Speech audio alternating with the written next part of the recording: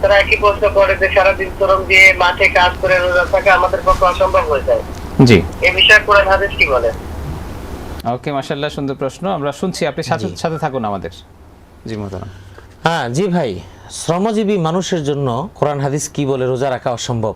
আমি আপনাকে একটা প্রশ্ন করি, সাহাবায়ে কেরামের চাইতে কি আপনারা বেশি শ্রমজীবী, আমরা বেশি শ্রমজীবী? আমরা শটান মানে সমতল ভূমিতে আমরা কাজ করি। সাহাবায়ে কেরাম পাহাড়ি এলাকা, মরুভূমির এলাকায় তারা দূর দূরান্তে তারা চলে যেতেন এবং তারা রোজা রেখে জিহাদের ময়দানে গিয়েছেন। আসলে আমাদের সমাজের মানুষের যে চিন্তা চেতনা সেটার কথা বলি, অর্থাৎ আপনি শ্রমজীবী মানুষ, সেজন্য আপনার উপরে রোজার কোনো রুখসত নেই। শ্রমজীবী মানুষ হওয়ার কারণে আপনার রোজা রাখতে হবে, রোজা ফরজ।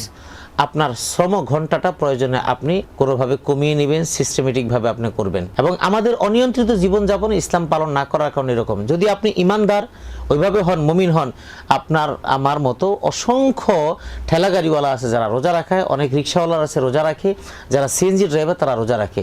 আবার বহু এমন মানুষ আছে যারা সারাদিন ক্রামবোর্ড খেলে, রোজা রাখে না, কারণ তার অনেক ব্যস্ততা। তো সেই জন্য শরীয়তের বিধান হলো আপনি যে কাজই করেন না কেন, প্রাপ্তবয়স্ক সুস্থ মানুষের জন্য রোজা রাখা ফরজ, এবং সেটা কিভাবে রাখবেন সেটা আপনি নিজে চিন্তা ভাবনা করবেন। এটা থেকে রুখসতের কোনো সুযোগ নেই। জি, এটা থেকে এটাই আপনার জন্য বিধান, এটাই আমাদের জন্য বিধান। হেভেন টিভি, জান্নাতি আহ্বানী প্রতিক্ষণ।